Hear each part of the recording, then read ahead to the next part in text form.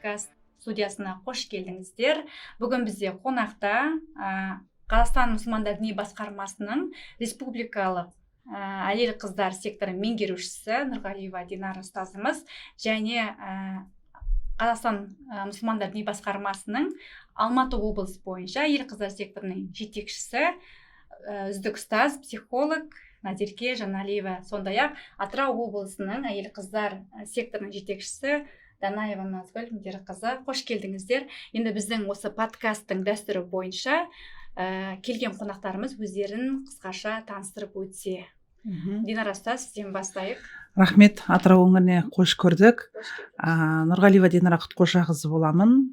Қазақстан мұсылмандар діни басқармасы әйел қыздар секторының республика бойынша меңгеруші қызметін атқарамын. 17 жылдан аса ұстаздық қызметтемін жалпы. Қазіргі таңда сол әйел қыздар секторының меңгеруші қызметі Астана қаласында қызметтемін. Мен Назерке Әкішқызы, Алматы облысы әйел қыздар сектор жетекшісі, КМДБ ұстазы, мешіттің ұстазымын. Аллаға сан шүкірлер болсын. Осындай үлкен дәрежелі ұстаздармен бірге сіздердің подкасттарыңызға түсуге келіп отырмын. Көптен көп рахмет Шапағат қоғамдық қорына. Мен Назгүл Мдерқызы боламын. Атырау облысы бойынша әйел қыздар секторы және осы Иманғали мешітінің ұстазы боламын. Машалла, сіздермен танысқанымызға өте қуаныштымыз. Ендігі кезекте бізде подкаст сұрақтары бар. Енді еркін тақырыпта өте сұрақтарды қоя отырсақ, қазіргі таңда енді өздеріңіз білесіздер, дін мен дәстүрді бір-бірінен алшақтатып жатады. Соның ішінде, яғни дінді осы ұстануда біздің кейбір салт дәстүрімізді сол дінімізге қайшы деп жатады. Бұл жаңағы бата беру деген секілді, ас қайтару, одан кейін келіннің сәлем салуы деген сияқты. Енді ол әрбір облыстардың, кейбір облыстарда сәлем салу жоқ болса, кейбір облыстарда ол нәрсені қатты ұстанады, сәлем салу деген сияқты келіннің. Бұған ислам тұрғысынан көзқарастарыңызды білдірсеңіздер, не айтады деген сияқты ислам тұсында? Түсінікті. Енді жалпы ислам діні яки дәстүр, дін деп бөлудің қажет жоқ. Өйткені ата-бабаларымыздан әлімсақтан мұсылманбыз деп келген, ислам дін ұстанып келген ата-бабаларымыз бізге дін мен дәстүрімізді ұштастыра отырып бізге насихаттады. Соның ішінде жалпы Алла тағала мына дүниені, мынандай бір Құранның аяты бар. Мен сендерді бір-бірлерінен ажырату үшін ұлт-ұлтқа бөліп жараттым дейді Алла тағала. Яғни кез келген ұлт, қазақ ұлты болсын, түрік, ағылшын, қытай, орыс, тағы басқа сол сияқты, оның үстіне біз зайырлы мемлекетпіз, көп ұлтты мемлекетпіз. Сондықтан Алла тағала бізді ұлт-ұлтқа бөлгенімізді Құранда айтып қойды. Енді ұлт-ұлтқа бөлгеннен кейін біздің әлбетте тіліміз бар. Дініміз ислам діні, ол ең соңғы илахи дін ислам діні. Ал енді мәдениетімізге, тілімізге, ділімізге келетін болсақ, қазақ тіліндегі өзіміздің салт дәстүріміз бар, мәдениетіміз бар, әдет ғұрпымыз бар. Яғни ата-бабамыз осы салт дәстүр, әдет ғұрпты әу бастан ислам дінінен алды. Мысалы, жаңаға келіннің сәлем салуы, амандасуы, бұл исламнан келген дүние. Яғни шариғатымызда ең бірінші болып кім сәлем салатын болса, сол адам бірінші сауабын алады. Екіншіден, дұға дейтін нәрсе бар, бата дейтін нәрсе бар. Мысалы, салтымызда қол жуып, жаңағыдай кішкентай кезімізде енді әсіресе батыстықта бізде әлі күнге дейін осы бойымызда әр үйде қай үйге барсақ та жаңа оң қолында құманы, сол қолының иығында жаңағы сүртінетін сүлгісі орамалы, жаңағы кішкентайынан жаңағы ұл бар үй болса, жаңа ұлдарға яки қыздарға жаңағы қол қойға, үлкен кісілерге су жаңағы астың алдында қолға су құйғызады. Бұның өзі біріншіден еңбекке тәрбиелеу, әдеп, тәртіп, үлкенді сыйлауға меңзейді. Және оның қолына су құйып сүлгісін берген кезде бақытты бол, айналайын, көп жаса, дәу жігіт бол, дәу қыз бол деген секілді жаңағы сондай батасын береді. Сондықтан қазақ енді жалпы жүрген жерімізде айтып жүрміз ғой, батаменен ел көгереді, батаменен жер көгереді деп. Сондықтан жалпы бата алу дейтін біздің салт дәстүріміз бұл исламдағы жаңағы дұға, ұштасқан дұға. Өйткені дұғаның қабыл болатын мезгілдері бар. иә. Және әрбір намазда, яғни 5 уақыттан кейін біз бата Алладан дұға сұраймыз. Қолымызды жайып тұрып, кәдімгі құбылаға қарап тұрып, көкке, яғни құбылаға қарап тұрып, қолымызды көтеріп тұрып, Алладан несеміз біз кешірім тілеп, арман мақсаттарымызды, дұға тілектерімізді Алладан сұраймыз. Бұл бата. Одан кейін амандасу деп жатырмыз, жаңағыдай келіннің сәлем салуы. Сол сияқты енді қарап отырсақ, мысалы, қол жумастан асқа келу, оның өзі дәрет дейтін дүниені шариғатымыздан ата-бабаларымыз бізге әкелген. Қол жумай дастарханға отырғызбайтын. Үлкен кісі бастамас бұрын құрмет көрсететін. Кішкентай кезімізден бастап құлағымызға сіңіп қалған әкең келсін деген сөз. Яғни әкеміз келіп бірінші жаңағы ет асқан кезде табаққа қол сұқпайынша біз қарамаймыз. Қонаққа барсақ та үлкендер алсын деп отырады, үлкендер алғаннан кейін барып аламыз. Яғни осы дәстүріміздің барлығы түп нұсқасы ислам дінінен ұштастырып, яғни ислам дінінен келген нәрсе. Оның өзі әдет ғұрып. Осы исламның қаймағын ата-бабамыз бойына сіңіріп, ата-бабамыз осы дүниені жасап, кейінгі жас ұрпаққа, біздің әке-шешемізге бойларына сіңір арқылы, яғни әкенің тәрбиесі арқылы, ананың сүті арқылы біздің бойымызға сіңіріп, қазірде барынша біз не істеп жатырмыз, осы нәрсені насихаттап жатырмыз. Өкінішке орай, бірақ қазіргі таңда уақыттың, заманның дейді, тағы басқа дейді, әртүрлі еуропалық жаңаға мәдениет дейді. Қазіргі таңда біреу баласы асып жатыр, әкесі жұмыста, яғни қазіргі таңда отбасы мүшелері бір дастархан басында тамақ ішуден қалды. Шындығы керек, ашығын айтқан кезде. Сондықтан әрбір үйдің салт дәстүрін сақтап қалу, ол сол үйдің иесі, ер азаматымен, сол ер азаматына бойсынып отқан, ер азаматтың қас-қабағына қарап, сол үйдің түтін түтіп отқан анаға байланысты. Сондықтан алыстан бір ислам бөлек, дәстүр бөлек деп алудың қажеті жоқ.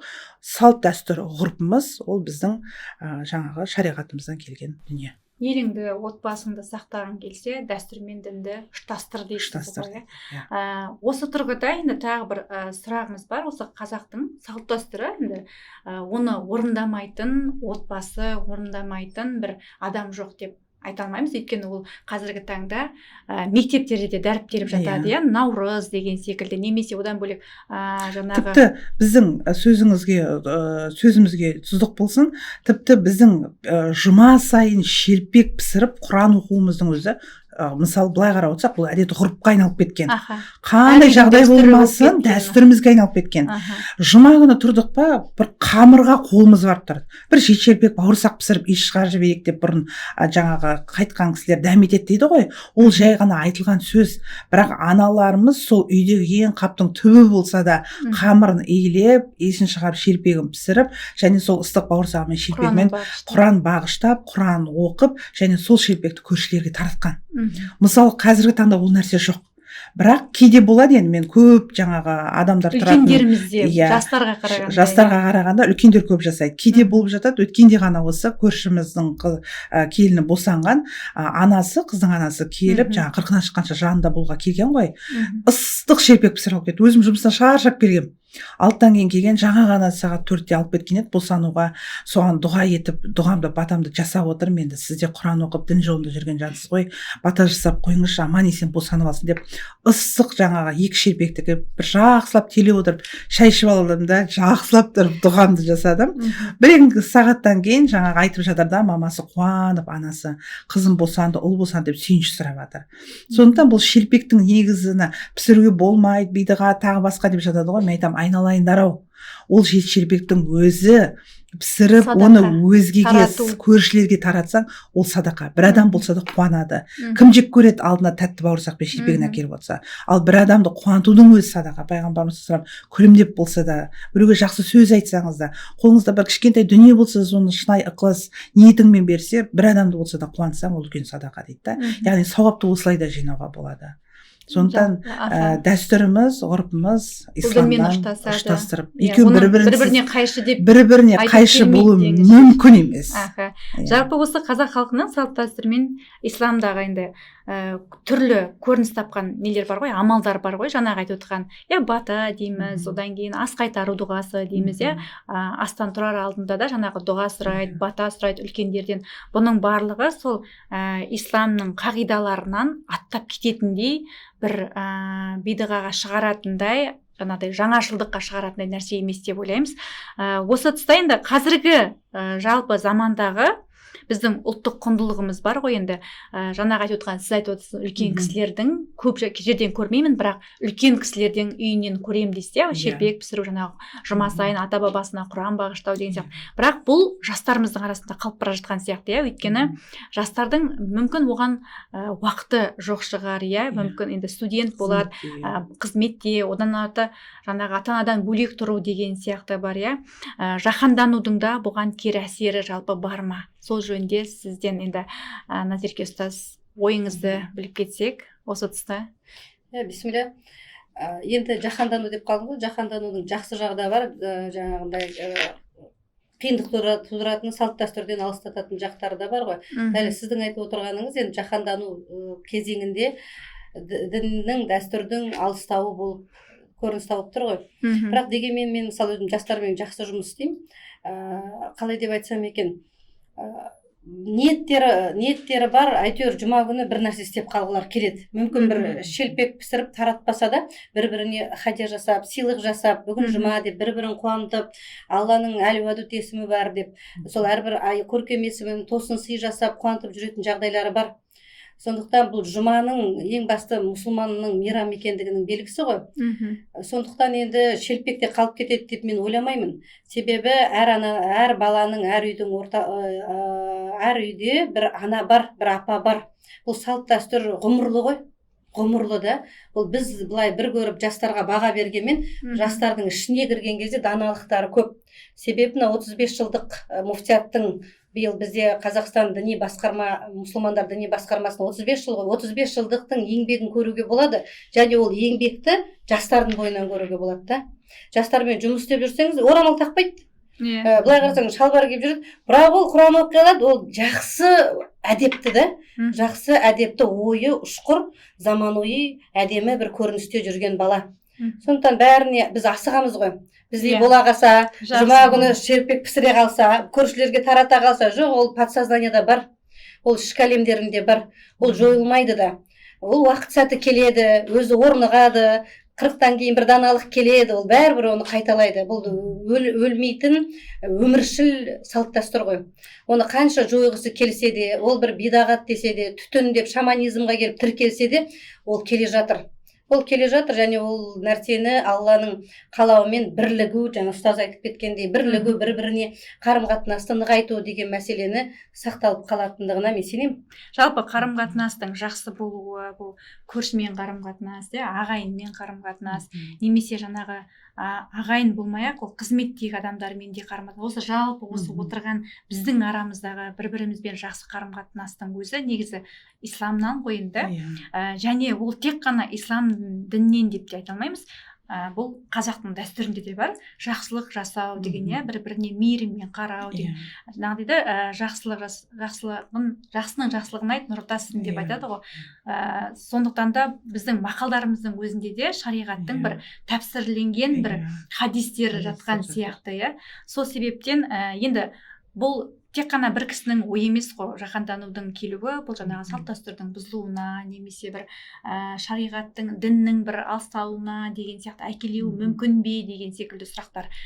Алайда енді қазіргі қоғам, әсіресе жастарымыз, жасөспірімдеріміз ұялы телефонға байланған сондай заман болып тұр да жалпы. Сол үшін қойылған сұрақтар деп біліңіздер. Сіздің де бір неңізді біліп кетсек, ойыңыздан ұстаз осы турасында. Жалпы дінді ұстай алсаң қасиетін, ұстай алмасаң қасіретің деп бекер айтылмаған ғой. Дәстүр мен діннің сабақтастығы өте зор. Себебі дәстүрімізді тереңмен білген адам, тарихын білген адам, әдебиетін оқыған адам, өзінің елін, отанын жақсы көрген, тілін, дінін жақсы көрген адам, ол еш уақытта басқа елдің дініне, басқа елдің тіліне, басқа елдің дәстүріне қызықпайды. Сондықтан барынша айтқым келетіні, қазіргі да жаһандану заманы, енді жастарымыз дамуда, әрине даму үстінде болғандықтан олар жан жақты болу керек. Олардікі даму деген кезде тек діни даму емес, әртүрлі салада дамуға ұмтылады. Сол үшін де ұмтылу барысында мүмкін дәстүрді ұстанбайтын да шығар. Өйткені Европаға еліктейді. Сол Европаға еліктей отырып жаңағы әртүрлі бағытты ұстанып кетуі де мүмкін. Сол үшін де біздің дініміздің жаңағы тереңдігін түсіне алмаған жастарымыз да бар, түсініп жүрген жастарымыз да бар. Сол тұрғыда жаңағы былай айтқанда үйдегі тәрбиеден де болады. Ол үйдегі тәрбиеге де байланысты. Өйткені үйдегі тәрбие қандай болса, ата-анасы бағыттаушы, ол бағдар беріп отырады бала кезден. Сондықтан сол бағытты ұстанған бала дұрыс жолды таңдайды деп білемін.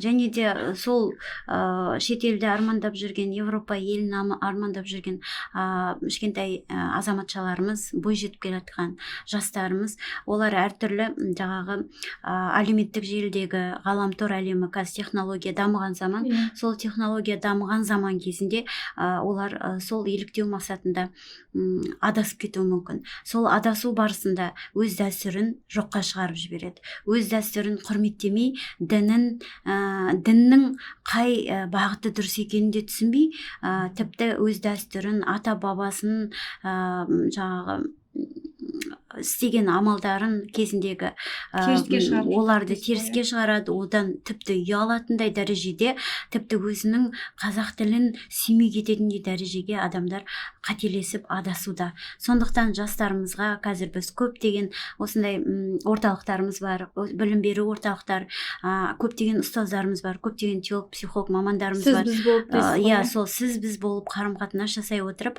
бірге мақсатымыз бір ғой. Соны ары қарай ұштастыра отырып, жаңа дініміздің дәстүрін дұрыс жеткізе білу біздің амалымызда, біздің әрекетімізде, біздің насихатымызда. Енді барлығы бірінші енді ниетке байланысты ғой. Иншалла ниетіміз, ықыласымыз түзу болса, бәрі де жақсы болады. Жаңа өздеріңіз айтып кеткендей, батамыз бен тұлғамыз дұрыс болса, ұрпағымыз ұрпағымыз өте жоғары деңгейде салихалы ұрпақтардан болады деген сенімдемін. Жалпы өте жақсы жауаптар болды сіздердің тараптарыңыздан.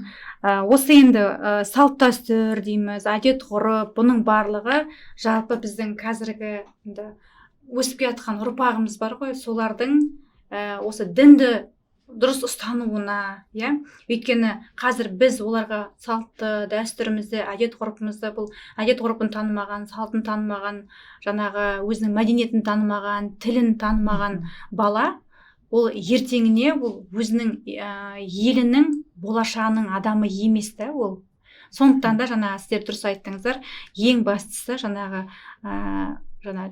үйінде жаңағы асыраушы болып отқан, бүткіл жауапкершілікті отқан ер азаматымен және соның қызметін жасап отқан отбасының жаңағы түтетіп отырған аналарымыздың жаңағы жасаған еңбектерінің нәтижесі деп ойлаймын. Жарқын болашақтың жастарымыздың сондай бір өркендеуі, дамуы. Осы енді отбасы тұрғысында жалпы баршамызға бір сұрақ. Осы отбасы тәрбиесі дейді, отбасы құндылығы деген нәрсе бізде қазіргі таңда ақсап келе жатырған сияқты болып көрінеді кейбір жағдайларда. енді өйткені интернет желісі дамып кетті, кейбір жаңағы парақшаларға кірсе кеше ғана болып жатыр, әкесін ұрып жатыр деген сияқты, немесе ата-анасына қарсы жаңағы тіптен жаңа қарттар үйі де біздерде көбейіп жатыр, саны сондағы. Сол жағынан осы отбасы тәрбиесінде ұлттық құндылықтарды жалпы қалай дұрыс қолданса болады?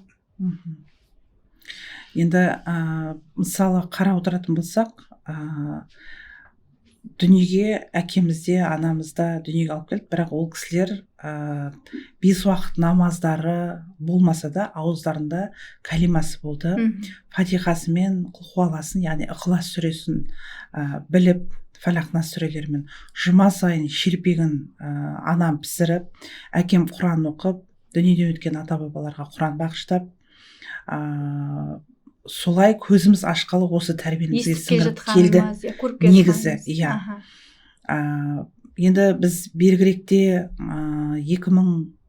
қай жылдары 2000 жылдары 10 сынып оқып жүргеннен бастап қой менің мешітке барып бізде әдеп дейтін сабақ болды. Сол әдеп деген сабаққа қатысып сол жерде әдеп сабағында жаңағы дәрет алу, намаз оқу дейтін дүние дәрістерді түсіндірген кезде Ерқанат деген ағайымыз бізде бас имам болды.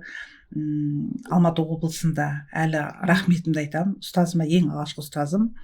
Сол кісі Құранды, яғни әлиф дейтін ең әріпті үйреткен сол Ерқанат имам болатын ағамыз. Алла разы болсын ол кісіге. Сол уақытта оқып жүрген кездерде де мысалы біз намаздың не екенін, орамал тағудың не екенін, жалпы ислам шариғат, иман, ислам негіздерін сол кезде үйрене бастадық. 10 сыныптан бастап. Оразаның не екенін деген сияқты, жұма намаз, осы секілді жалпы діннің міндеттерін, парыздарын үйрене бастадым. Ал осы 10 сыныпқа дейін ата-анамнан көрген тәрбием, әкем анамды қалай сыйлады, және анам әкемді қалай сыйлады. Үйдегі әке басшы, әкем қызмет жасап үйге табыс әкеледі, анам соны ары қарай оқсату анамның міндеті. Осыны біздің бойымызбен, яғни ананың үстімен қанмен келген дүние. Өскеннен кейін де біз ішпей, шекпей, былай айтқан кезде кәдімгі дұрыс бұрыс жолмен ары қарай осы имандылыққа келдік. Сондықтан мен ойлаймын, қазіргі мына қоғамда болып жатырған әртүрлі әкесін, анасын жетімдер үйіне, жаңағы баланы тастап жатырған ата-ана, яки ата-анасын қарттар үйіне апарып тастап жатырған балаларға ең бірінші, әрине оларды ата-анасы тәрбиелеген кезде кез келген ата-ана балам дұрыс болса екен, дұрыс болса, тұлға болса екен, ешқандай ата-ана өз баласын жаман болса екен демейді. Барынша адал сүтімен, барынша тәрбиесін беріп асырап өндіреді. Ары қарай ата-анадан бөлек кеткеннен кейін ортадағы қоғам оған әсер етуі әбден мүмкін. Әсер етеді де, таңдаған досына қарай деген сияқты. Досыңның кім екенін көрсет, айт, мен сенің кім екеніңді айтам дейді ғой. Сол сияқты. Ал енді бір жақты айта алмаймыз, ол себепке не үшін барды. Әртүрлі жағдайлар болуы мүмкін. Әртүрлі отбасы бар. Мысалы, қиындыққа түскен отбасылар бар. Мысалы, Жусан операциясы келген кезде біздерде жаңағы зерттеулер болды, жұмыс жасадық қой теология жағынан. Сол кезде не себеп болды? Жаңа сіздің сұрағыңызды ұштастырғым келіп отыр, мысал ретінде. Қазір не үшін ата-ананы тастап кетіп жатыр? Не үшін елді тастап өзге елге кетіп қалды? Не үшін баласын тастап кетіп жатыр деген сияқты. Отбасы құндылығы қайда деген Отбасы құндылығы қайда деген сияқты. Сол кезде көбіне кетіп қалған қыздардың отбасылары әке-шешесі ажырасқан. Яғни толыққанды отбасынан шықпаған, мейірім көрмеген жандар ғой. Сонда ар жақта керемет дүние бар, ар жақта жаңағы еркіндік бар деген секілді жүректеріне бір жұбаныш беру арқылы сол ағамдарға кетіп қалған себеп болды да. Сол үшін мейірім, махаббат болды ең үлкен басты нәрсе тәрбиедегі. Ата-ана, ата-ана және әже, әке, ана балаға махаббат беретін болса, яғни толыққанды. Біздерде қазіргі таңда өте маңызды дейсіз ғой. Өте маңызды. Өйткені қазіргі таңда бізде қолына iPhone берсе, ел қатарлы киіндіріп қойса, каспийна ақша салып тұрса, біз баланы толықтырып жатық дейді. Бірақ баланың сырты жылтыр әдем болғанмен, оның ішкі руханияты аш болуы мүмкін. Сол аштықтан жаңа руханияты имандылыққа толмағаннан кейін имансыздықтың әрекетін жасап, мысалы жаңағыдай өте лас нәрселерге барып жатады да. Сондықтан жаңа айтқым келгені, әкем бізге 5 уақыт намазды үйретіп, өзі 5 уақыт намаз оқымаса да бізге дұрыс адам болудың, яғни жүрегімізге қалыптастырып берді да. Ол жерде біреудің ала жігін аттама, ешкімнің қалтасына қол сұқпа, ешкімге біреуге түртіп біреудің ақысына тиіспе. Қандай жағдай болмасын, білімді бол, білім ал кез келген жағдай. Үлкенге кішіге ізеттілік, құрмет көрсет. Жолыңды кеспе, яғни үлкен болып тұрсың, кіші болсың, бауырларыңа көмектес, мейірімді бол деп, осындай мейірімді, тазалықты, даналықты соңғы қара нан мен қара шай ішіп отырсаң да, сол дүниеңді адалынан же деп, осы нәрсені біздің миымызға әбден сіңіріп тастаған. Яғни айтқым келетіні, ата-ананың тәрбиесі ол сонау бесіктен сүт арқылы келетін дүние негізі. аха жалпы сіздердің ойларыңыз. бисмилля, енді ойға Ғашықтап ой кетсеңіз, туып иә. тұр да, Иә. сол біздің ұстазымыз айтады өткенде, қатты жылап айтады да, маған келеді дейді қыздар, кәдімгі киініп әдемі болып дейді, отырады дейді, басталған әңгімеміз тақуалық пен иман жолы аяқталатыны сол құрандарын тапсырып кетеді дейді. Сен бір көшеде көріп қалсаң, қайтадан ана киімдері тыржалаңаштанып дейді да, шаштары ашық. Содан мен жыладым деп айтыр да, қатты жыладым. Маған бұл шәкірттер қандай сынақ болды. Оранып келіп еді ғой, енді шыға сап шешініп тастағандары не деп. Сонда балам айтты дейді да, анашым, хидаят Алладан деп. Көрдіңіз бе? Ол сіз бере алмайсыз оған хидаят деп. Берсе хидаятты пайғамбарымыз саллаллаху алейхи уассалам ағасына бермеді ме? Хидаят Алладан, сіз тек қана дұға тілей аласыз деп та. Сондықтан енді біз құндылықты беріп те өйте әдемі тәрбиелеген отбасынан да шығады мысалы да, адамдар шығып жатады. Сондықтан хидаят Алладан екен. Рас бізде ұстаз ретінде алдымыздан өткен шәкіртке осы бір жолды береміз, бірақ ихдина сиротол мустақимді Алла нәсіп етеді да, тура жолды нәсіп ететін Алла. Біз тек қана бір дұғада боламыз, бауыр ретінде дұғада болып, бауыр ретімізді я Раббым тура жолды нәсіп ет деп дұға тілей аламыз сыртынан, басқа баға бере алмаймыз да. Өйткені пайғамбарымыз саллаллаху алейхи уассалам айтады ғой, енді біреудің тағдырына таң қалсаң, өзіңнің де басыңа келеді деген секілді. Сол үмітпен үрей, барлығымыз үмітпен үрей, барлығымыз ұрпақ бағып отырмыз, білмейміз. Артық ештеңе айта алмаймыз. Артық еш нәрсе айта алмаймыз. Бірақ нәрсе істейміз, Аль-Термизи айтады ғой, балаларыңды өздеріңнің жоқ күндеріңе тәрбиеле деп. Барынша әйтеуір халал мен харамды ажыратып, имани жолды насихаттап, өзіміздің жаңа ұстаз айтқанда ата-анамыз көрсеткен жолды барынша насихаттап, ары қарай енді алла біледі да, қалай алып кетеді. Негізден ала да туады, бір анадан ала да туады, құла да туады деп жатады. Енді бір шама ғана сол хидаят тілейміз ғой. Негізі жалпы мына отбасындағы ата-аналардың, бұрынғы ата-аналарымыздың, олардың бізге махаббатты төгіп бере алмаса да, өйткені олар жасырын жақсы көрді ғой, андай бір қазіргілерде оны көрсетіп бере алады, иә, балаға жаңағы маңдайынан иіскейді, сүйеді, бар жақсына жақсы алдына тосады деген секілді. Біздің енді бізде де шет жағасын көрдік қой, 89 жылғы болғасын. Ол уақытта енді барынша беретінін де, жақсысында, басқасында енді. Бірақ ол кездегі ата-ана балаға тәрбиені мына қасында отырып берді да. Қазір енді ата-аналарға амалдың жоқтығынан енді анасы да кесте жұмыста деген сияқты, қазір мына вахтовый методтың жұмыстары да бұның өзі отбасы құндылығына кәдімгідей кері әсерін тигізетін нәрсе сияқты, иә. Өйткені осы отбасы тәрбиесіндегі бұл ұлттық құндылықты сақтау деген сияқты, иә. Ол отбасыны сақтау бір бөлек, отбасындағы ұлттық құндылықты сақтау бір бөлек. Өйткені отбасын сақтау, иә, бір-бірін жаңағы жұрттың сөзі деген секілді қылып ажыраспай жүруі мүмкін, иә, бір-біріне шыдап деген секілді. Бірақ именно бұл жерде құндылық, иә, жаңағыдай тәрбиені дұрыс беру, сіңіру баланың бойына, иә, және оны Аллаға тапсыру деген секілді біздер сол нәрсені кейде ұмыт қалып жатады да. Біздер мына кейбір ата-аналарды көріп жатсаң, әттеген-ай дегендері көп бар да. Мен бар жақсыны алдына тостым, барымша осы жақсы болсын деп тәрбиеледім, бірақ осындай жағдайға тап болды деген секілді. Бұл жерде бір жағынан жаңағы біздер кейде жаңа исламнан да былай шығып кетіп жататын уақыттар болады ғой, иә. Оның барлығымыз бірдей намазхан емес қой енді қазақ елінің.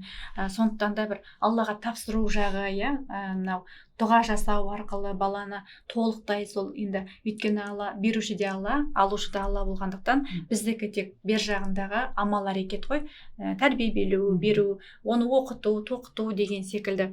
Сол бойынша жаңа осы именно осы тәрбиедегі отбасындағы ұлттық құндылық деген нәрсе қазір қиынға соғып тұрған нәрсе сияқты. Жалпы сол жөнінде бір ойыңызды айтып жіберсеңіз. Жалпы енді құндылық деген мәселеге кіретін болса, ол өзі бөлінеді. Дәстүрлі құндылық бар,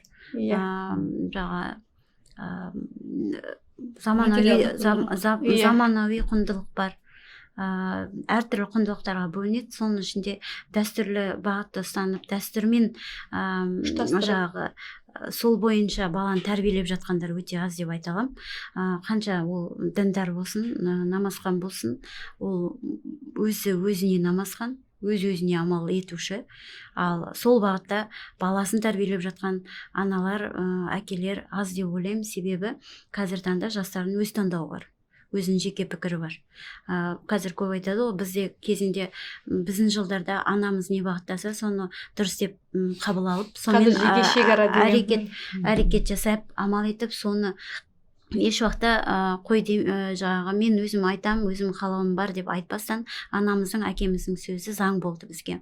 Ал қазір таңда мысалы 13 жастағы қызым бар менің, ол қызыммен мен балама барынша 13 жасқа дейін тәрбие бердім, бірақ 13 жаста қазір өзінің жеке пікірімді айтам дейді. Жеке ойым бар, анашым осылай жасақ қайтеді, мен осыны қалаймын деген сияқты әртүрлі өзінің пікірлерін айтады.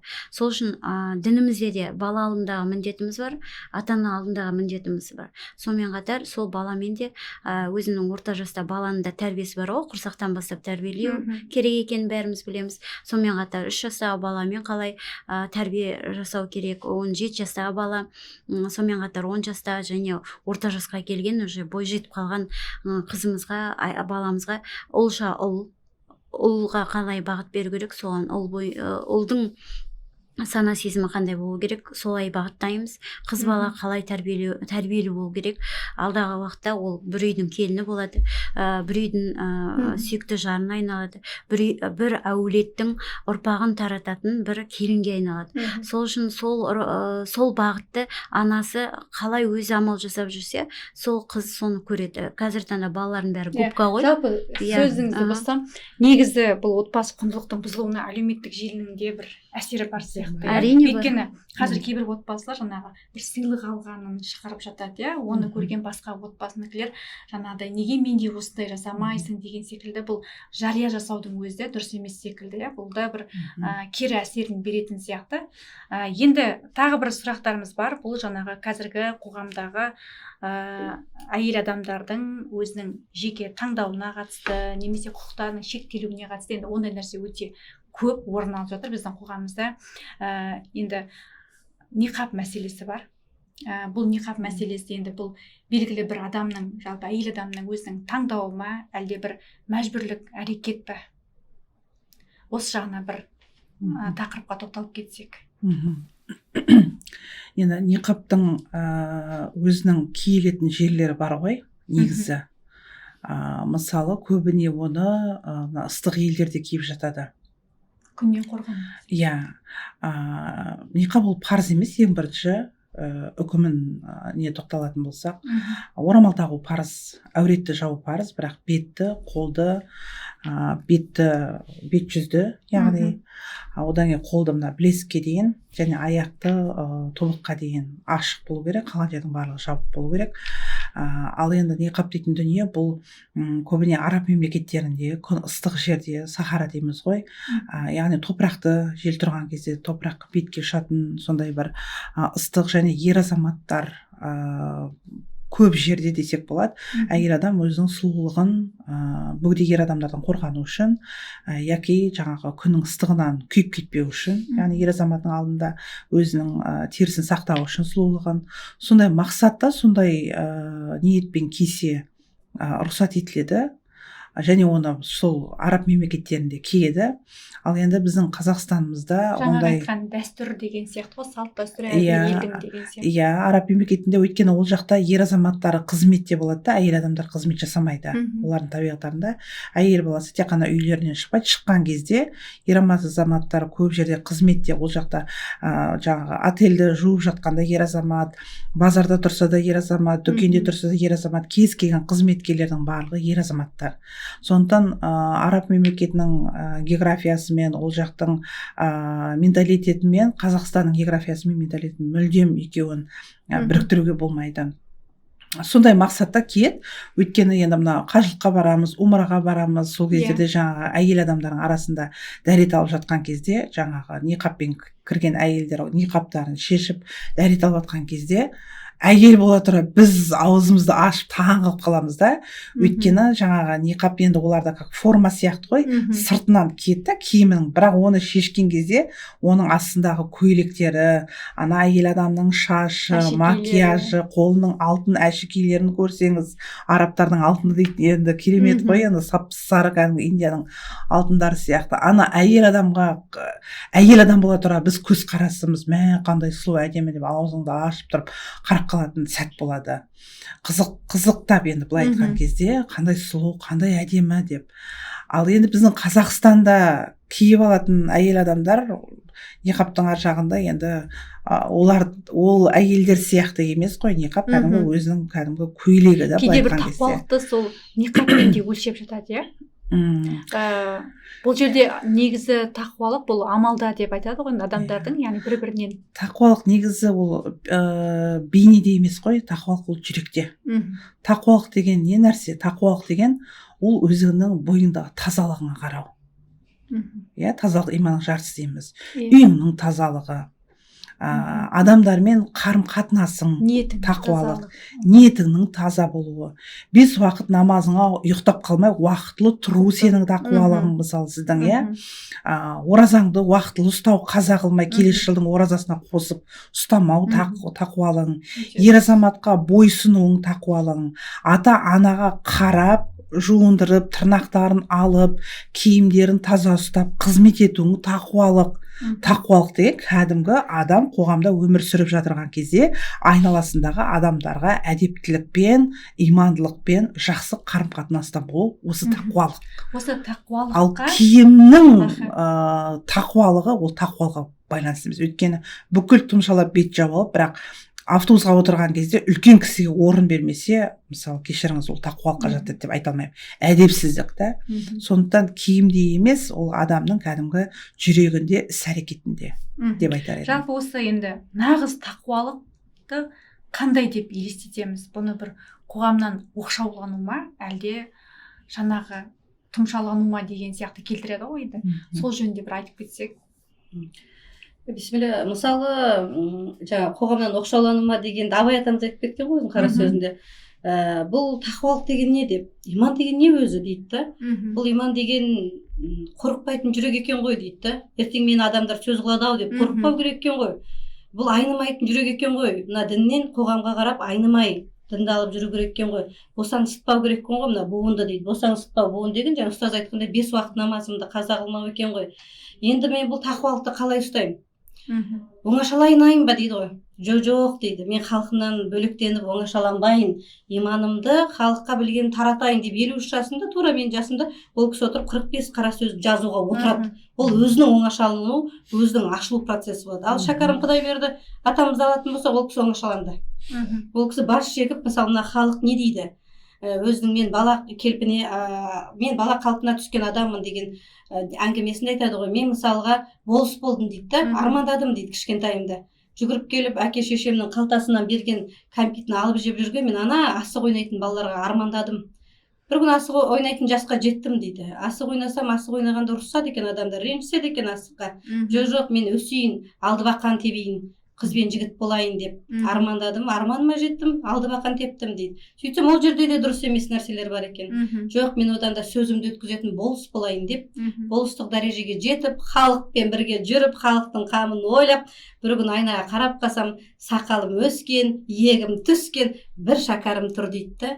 Сонда мен балалық шағымды қайда жоғалтып алдым десе, балалық шағаны әке шешесінің алдында, әкесі тығып алып келген, анасы алып келген құртты жеген кезі екенді.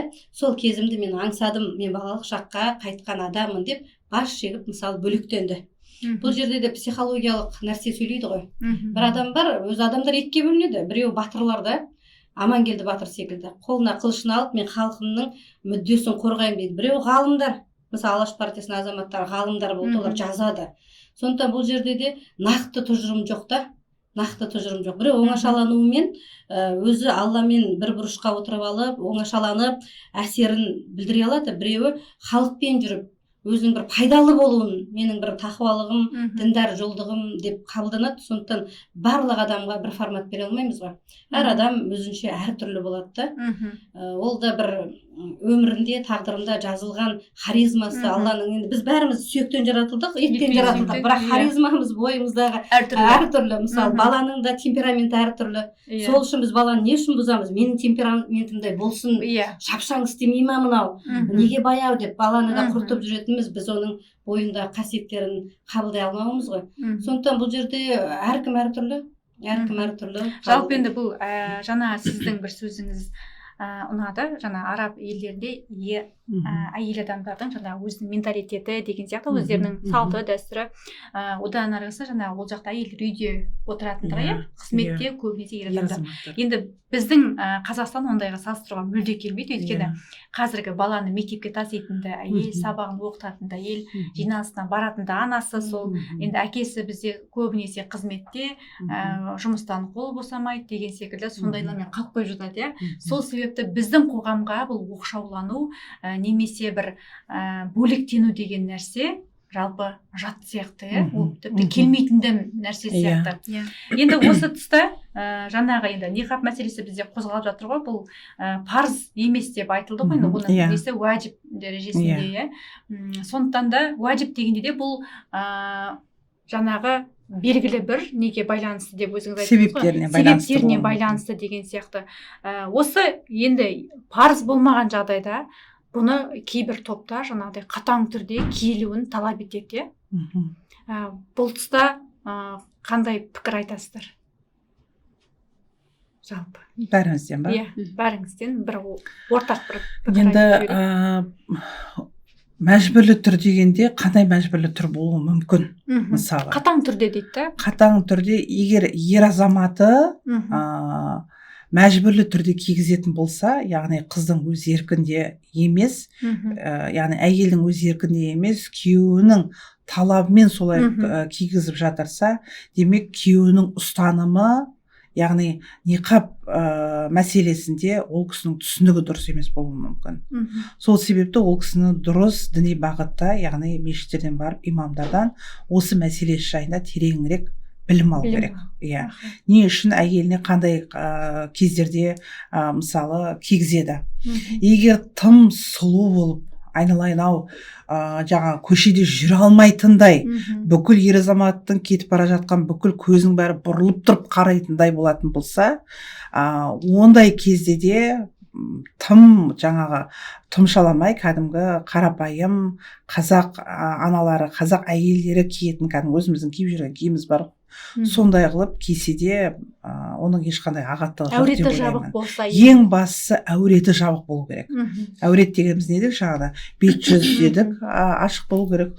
Қол неге дейін жаңағы мына білезікке дейін және тобыққа дейін ғана ашық. Қалған жердің барлығы жабық болу керек. Кейбір кезде болады, бізде мынандай сұрақтар болады кейбір кезде, әйел адамдардың бет әлпеті жүздері күйіп кеткен.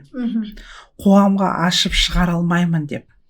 Комплекс қалып. Сондай кездерде айтам, енді Алла жақсы білуші, өз еркінде әрине, бірақ қоғаммен де біз қоғамда өмір сүріп жатқаннан кейін айналамыздағы адамдарды шошытып, өзімізге қаратпау мақсатында мүмкін кәдімгі медициналық маска кигеніңіз дұрыс болатын шығар. Егер соншалықты өзіңізге бүгде жаныңыздағы әйел адамдар болсын, қасыңыздағы әйел адамдар болсын, ер адам болсын, шошытып алмау мақсатында деп. Сондықтан ниқабты киіп жүру біздің қоғамда ол енді қазір дұрыс емес деп айтсаң, сөзіңді бұрмалап, бүкіл адам жабылып кетеді. Дұрыс деп айтайын десең, ол біздің қоғамдағы киім емес, өйткені біз зайырлы мемлекетпіз.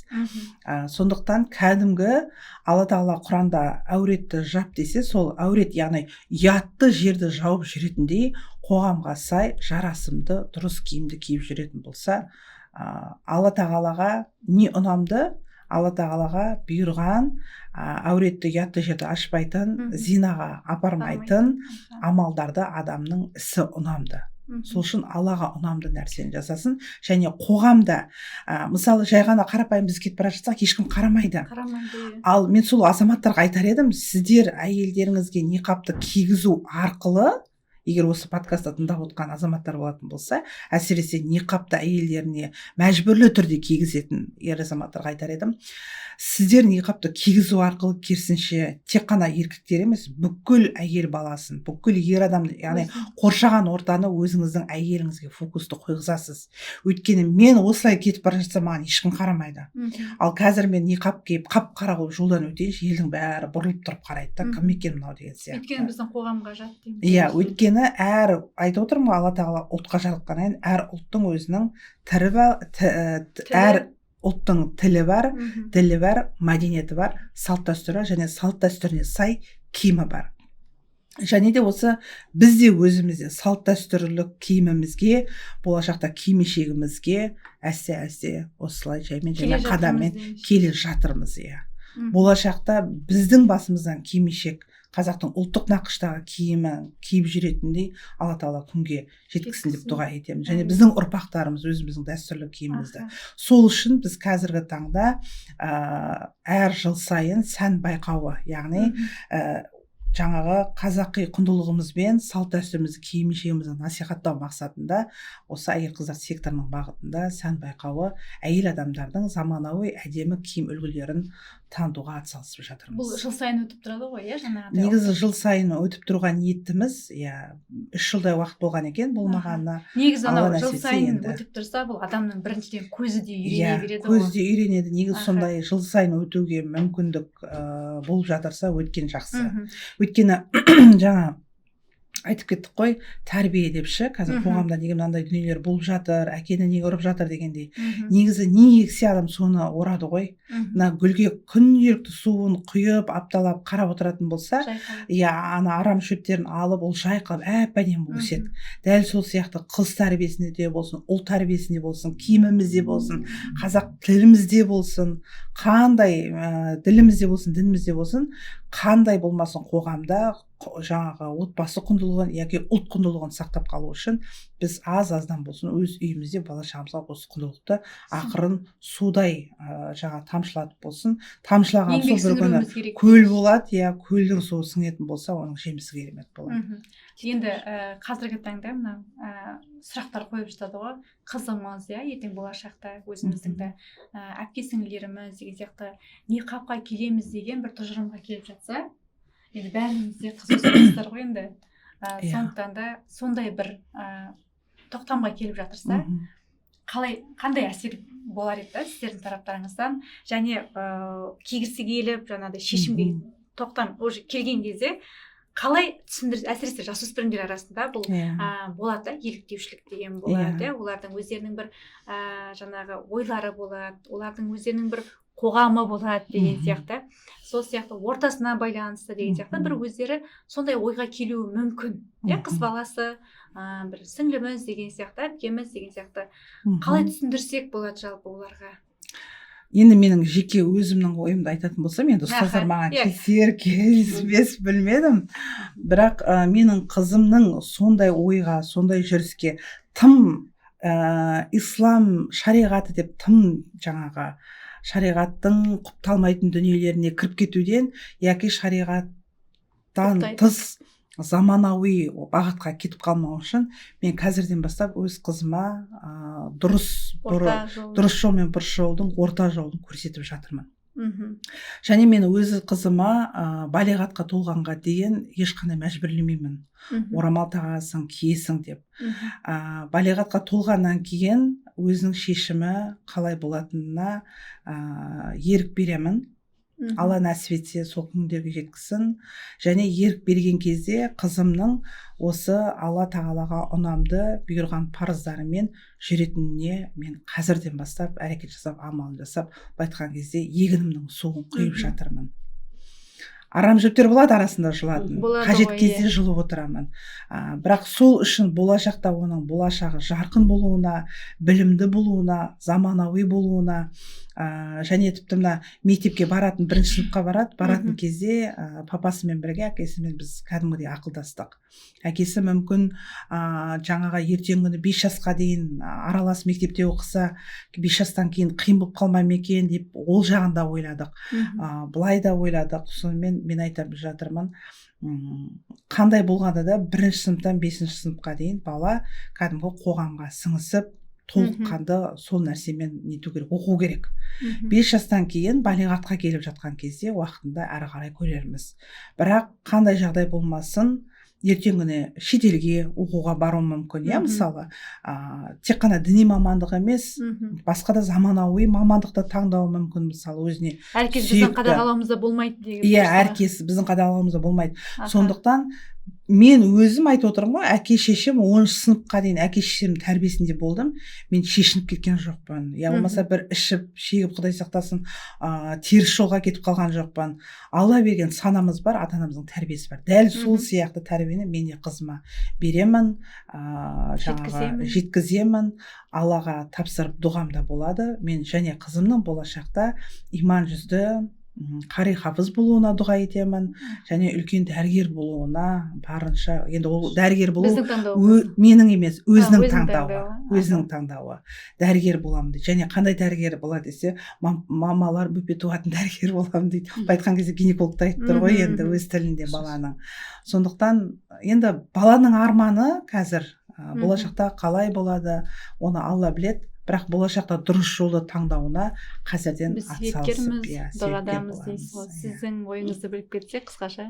Бисмилля, енді мен Динара ұстаздың кей сөзіне қосыламын. Себебі таңдау ерікке болу керек адамда. Киіп көрсін.